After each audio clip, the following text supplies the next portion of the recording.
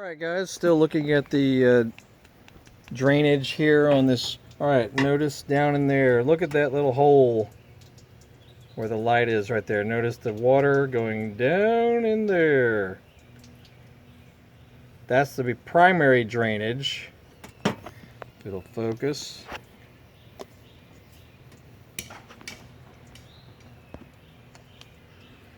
See that drainage hole right down there?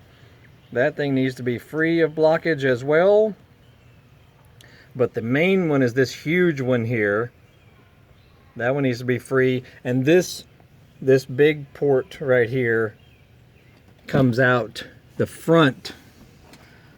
And it just dripped down, you know, the front of the firewall down there on outside the car.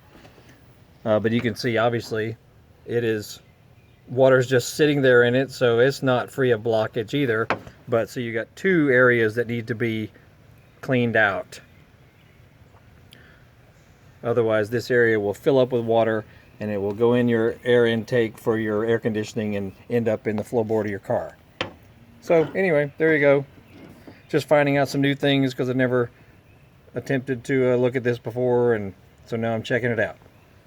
And there you have it. So you may want to take a long screwdriver or maybe a coat hanger or something and poke it down in both of these holes to make sure they're free of blockage, then blow them out with a leaf blower or compressed air, maybe a shop vac, something like that, you know, so that you can just clean all this stuff out.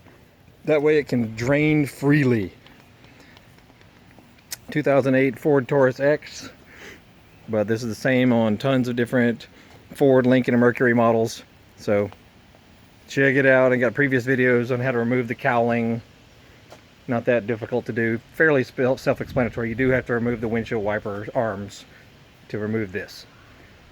And that's that. Check out other stuff. We got more videos that can help you. We'll see y'all.